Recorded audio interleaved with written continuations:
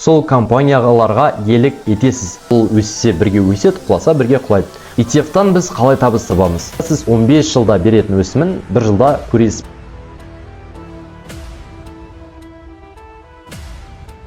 Саламатсыздар ма? Біздің бүгінгі видеоға қош келдіңіздер. Жалпы бүгінгі видеода дүниежүзілік нарықтан өзіміздің үлесімізді қалай аламыз, яғни ETF-тар туралы, ірі қорлардың бөлшектері туралы ашып айтып өтетін боламын.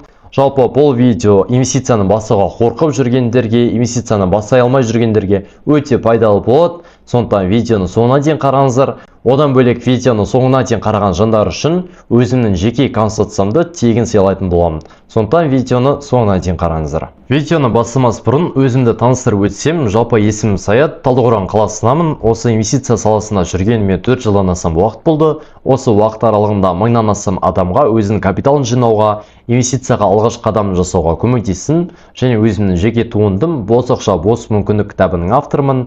Менің студенттерім көбісі 20-30 мың теңгемен инвестицияны бастап, қазіргі таңда 1000-2000 доллар жалпы өздерінің портфельдерін, капиталдарын құрап отыр. Жалпы студенттер туралы, кейстер туралы менде Инстаграмда актуальный деген бөлім бар. Бұл жақта кейстер 1, кейстер 2, нәтижелер деген бөлім бар. Инстаграмда сол жақтан өтіп қарасаңыздар болады. ETF дегеніміз не? ETF дегеніміз биржада сатылатын қор. Яғни бір ETF-та бірнеше компанияның акциялары болады. Ол 100 компания, 500 компания. Яғни сіз бір ETF-ті сатып алу арқылы жаңағы құрамындағы 1000 компания болсын, 500 компания болсын, сол компанияларға иелік етесіз. Яғни үлкен бір қордың бір бөлшегін сатып алу. Біз акцияда бір акцияға жеке жалпы сол компанияның бір бөлшегіне иелік ететін болсақ, ETF-та қордың бөлшегіне иелік ету арқылы сол қордың ішінде қанша компания бар, сол компаниялардың барлығына иелік етеміз. Мысалы бізде жаңа Apple компаниясы бар, Google бар, Tesla, Microsoft сияқты жүздеген компаниялардан құралып, біз ETF-ті сатып алу арқылы соларға иелік ете алғанбыз. Бұл бізде жалпы әртараптандырудың ең жеңіл жолы, жалпы инвестицияны бастауға қорқып жүргендерге, жалпы портфелі дейміз, жалпы капиталы дейміз, соны әртараптандыра алмай жүрген адамдарға ETF өте таптырмас құрал. Жалпы акция, облигация және ETF-тің айырмашылықтары қандай? Акция дегеніміз бір компанияның үлесі. Яғни сіз белгілі бір акцияны алу арқылы бір компанияның бір бөлшегіне иелік етесіз. Облигация қарызға беру. Акция мен облигацияны шатастырмаймыз. Акцияда біз иелік етсек, облигацияда мемлекетке немесе жеке компанияларға қарыз ақша береміз. Олар сол қарызы үстіндегі үстеме пайызбен қосып қайтарады. Келесі бізде ETF деген дүние. ETF дегеніміз жаңа айтып өткендей белгілі бір үлкен қор, мысалы 500 компания, 1000 компаниядан құралған үлкен қордың бір бөлшегін сатып аламыз. Сол компанияның құрамында қанша компания бар, солардың барлығына біз иелік ете аламыз. ETF-тің құрамында біз жаңағы акциялар бар, облигациялар бар және әртараптандыру, осы дүниелердің барлығы бір ETF-тің бойынан табылады. Бұл жақта тәуекелі төмен, табысы тұрақты инструмент, яғни құрал болып табылады.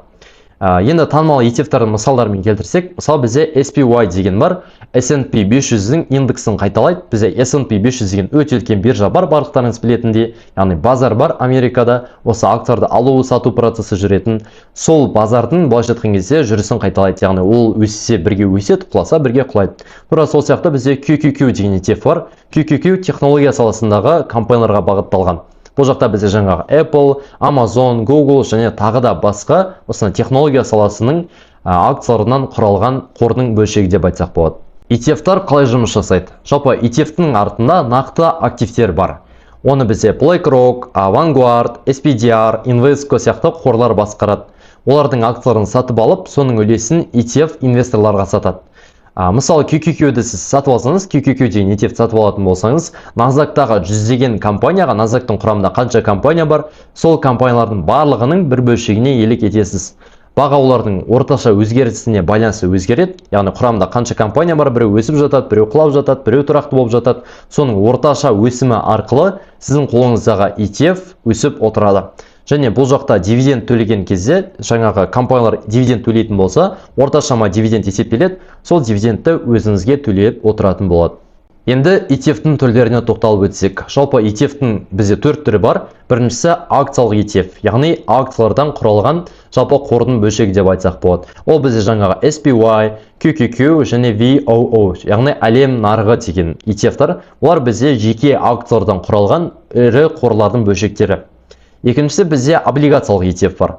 Бұл жерде бізде тұрақты пайыздық табыс беретін ETF-тар көрсетілген, BND сияқты. Және де үшіншісі секторлық ETF-тар. Бұл жақта белгілі салалар бізде XLK, XLA деген сияқты энергетика саласы, технология саласы, яғни нарықта өте көптеген салалар бар ғой, жаңа финанс саласы бар, білім беру саласы бар. Сол белгілі бір саланың бөлшектері деп айтсақ болады. Яғни сол салада қанша компания бар, сол компаниялардың бөлшегіне иелік ете аласыз осындай ETF-тарды сатып алу арқылы. Төртінші бізде тауарлық ETF деп аталады. Яғни нарықтағы тауарлар ол жаңағы алтын, мұнай, шикізат, бұл бізде JLD, мысалы күмістің ETF-тары, осы ETF-тардың барлығы бізде тауарлық ETF-тар бар. Сонда қорытындылай өтсек, бізде ETF-тің 4 түрі бар. Біріншісі акциялық ETF, екіншісі облигациялық ETF, үшіншісі секторлық ETF, төртіншісі тауарлық ETF. Бұл жерде сіздің стратегияңызға, өзінің таңдауыңызға байланысты қалаған ETF-тарыңызды аласыз. Осы арқылы жаңа айтылып өткен дүниелердің бір бөлшегіне иелік етесіз. ETF-тан біз қалай табыс табамыз? Жалпы ETF-тен табыс табудың 3 жолы бар. Біріншісі баға өсімі, яғни капитал өсімі деп айтып жатамыз. Бұл жерде ETF бағасы уақыт өткен сайын өскен арқылы үстіндегі өсім, бұл банктік үстеме пайыз емес, жаңа құрамындағы компаниялардың дамуына, өнімдердің жақсартылуына, жақсы жаңалықтарға байланысты өскен пайызын біз капиталдық өсім деп атаймыз. Мысалы, ETF $300-дан $400 өтсе, арасындағы $100 әрбір ETF-тан бұл сіздегі капитал өсімі. Бастапқы уақытта біз ақшамызды өсіруге жұмыс жасаймыз, яғни капитал өсіміне жұмыс жасаймыз. Бұл бір аққала жасау сияқты ғой, басына қарды домалатқан кезде негізгі ядро дейміз, үлкен бөлшегін оны біз жасаймыз. Ол кезде басына ол азырақ қарлар жабыстырады. Не құрылым жаңа қар үлкейген сайын өзіне көбірек қар жабыстырады, және өзіміз бастапқы жасаған қар ортасындағы бір кішкентай ядроға айналады. Ал үстіндегі қарлардың барлығы бізде өзінің домаласа отырып жабысқан қарлардың әсерінен пайда болады. Тура осы сияқты капитал жинауда тура осындай процесс.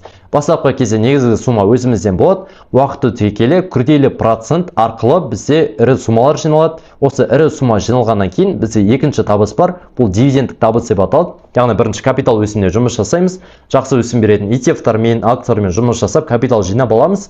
Капитал жинағаннан кейін дивидендтік табысқа ауысамыз. Дивидендтік табыс сізге ай сайын тұрақты түсіп отыратын қосымша табыс деп айтсақ болады. Яғни капитал өсім бөлек өсе береді, одан бөлек сізге дивидендтік табыс түсіп отырады.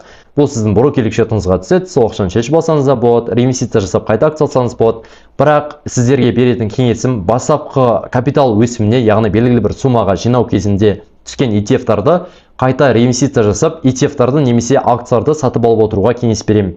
Себебі сол арқылы біз бірінші капитал өсіміне жұмыс жасап аламыз. Уже капиталымыз өсіп, жақсы деңгейге жеткеннен ары қарай, уже дивидендтік табысы қанша құртсақ та біздің ақшамыз бітпейді, керісінше өсе береді. Себебі біз тек дивидендтік табысы құртамыз, ал капитал өсім арқылы ақшамыз ары қарай өсім жасай береді.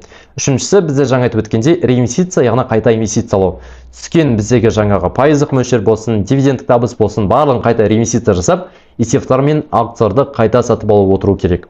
Мысалы, ETF бағасы жаңа айтып өткенде $100 болатын болса, мысалы 5 жылдан кейін, 10 жылдан кейін, мысалы $250-300 жететін болса, бұл бізде жаңағы капитал өсім болады. Бұл ақшаның өзі үшін жұмыс істеуі, яғни бұл жақта сіз ешқандай энергияңызды, уақытыңызды, күшіңізді құртпайсыз. ETF арқылы ақшаңыз өзінен өзі ары қарай өсе береді. Сіз тек ары қарай тұрақты түрде ай сайын ETF-тарды, акцияларды дұрыс аналитика арқылы алып отырасыз. Ары қарай ақшаның өзінің жұмысы. Мысалы, адам 24 сағат бойы күндіз-түні жұмыс жасай алмайды, жасаған күннің өзінде 3 күннен артық жұмыс жасай алмайды. Ал ақша ол бір апта болсын, бір ай болсын, бір жыл болсын, ұйықтамай жұмыс жасай береді. Осындай жағдайға келтіру үшін біз ай сайын тұрақты түрде дұрыс аналитика арқылы, дұрыс ETF-тарды, дұрыс акцияларды сатып алып отыруымыз керек. Осы арқылы күрделі процентпен капитал жиналады. Болашақта осы капиталмен жиналған белгілі бір суманы сатып, жақсы дивиденд беретін акциялар мен ETF-тарды аламыз. Сол арқылы бізге пассивті түрде, тұрақты түрде брокерлік шотымызға ақша түсіп отырады. ETF-ті сатып алу қадамдары. Жалпы бізде ETF-ті көптеген брокерлік компаниялар бар Қазақстанда. Freedom Broker, Халық Инвест, Жусан Инвест. Жалпы мен көбінесе Freedom Broker-ді ұсынамын. Себебі Freedom Broker-да біріншіден лицензиясы бар. Яғни жаңағы ETF-тарды, акцияларды алып, құдай сақтасын, ертең Freedom Broker банкрот болып кеткен жағдайда сіздің барлық активтер дейміз, жаңа акция, облигация, ETF, соның барлығын басқа лицензиясы бар брокерға аударып береді. Яғни күйіп кетпейді бірге. Екіншіден, бұл жақта қосымша комиссия қосылмайды. Мысалы, басқа брокерларда сіз алғаннан кейін 1 жыл ұстасаңыз, 5 жыл ұстасаңыз, үстіне қосымша комиссия қосыла береді. Ал Freedom Broker-да алған кезде 0,5%, сатқан кезде 0,5%, жалпы көбінесе 1% көлемінде комиссия ұстайды. Одан бөлек уақыт бойынша. Freedom Broker-да басқа брокерларда, мысалы, америкалық нарықтан ETF-ті акцияны алған кезде ұзақ уақыт ұстаған сайын былай жатқан кезде 3-4 күнге айналып кетеді. Сіз акцияны алсаңыз 3-4 күнге, сатқанда да 3-4 күнге айналып кетеді кейбір акцияларда. Ал Freedom Broker'да сіз акцияны алған кезде сол уақытта алынады, сатқан кезде де сол уақытқа алынады. Яғни осы үш тарап тұрғысынан тиімді болғандықтан мен өзім де Freedom Brokerмен жұмыс жасаймын, және мен студенттеріме де осы Freedom Brokerді ұсынамын. Сіздерге де Freedom Brokerмен жұмыс жасауға кеңес беремін. Одан кейін бізде келесі ETF-тің тикерін жазуымыз керек. Мысалы, сізге қандай ETF керек? Жаңағыдай SPY, VOO, мысалы XLA деген сияқты секторлық ETF-тар. Сол ETF-ті басында бізде іздеу бөлімі бар, Freedom Broker. Сол жерге жазасыз. Тикер деген қысқаша атауы. Әрбір акция болсын, ETF болсын, оның қысқаша атауы болады. Мысалы, біз Coca-Cola деп жазып отпаймыз. KO десек, бізде Coca-Cola-ның тикері шығады. Сол қысқаша атауын жазамыз. Сол жерде бізде астына сатып алу деген кнопка бар. Соны басып, ссылканы жоғары көтерсек, бізде ETF сатып алынады. Біз ETF-ті алған кезде көбінесе ұзақ уақыттық инвестицияға жоспарлаймыз. Бұл жерде әр адам өз жоспарына байланысты. Мысалы, кейбіреу 5 жылға жинауы мүмкін, бірі 10 жылға, бірі 15 жылға. Бірақ ескертіп өтем, ақша неғұрлым ұзақ тұрған сайын, сол құрылым күрделі процент жақсы жұмыс жасайды. Сол арқылы бізде ірі қорлар, ірі суммалар жиналады. Мысалы ретінде менің портфелімде QQQ, VOO, осындай ETF-тар көбінесе құрайды. Орташа жылдық 12 мен 15% арасында доллармен табыс береді. Яғни бізде депозит жылына 1% доллармен табыс беретін болса, бұл жақта сіз 15 жылда беретін өсімін 1 жылда көресіз былай жатқан кезде. Және жеке акцияларға қарағанда тәуекелі әлде қайда жоғары. Бұл жерде мен жеке акциялар алмаңыздар, облигация алмаңыздар деп жатқан жоқпын.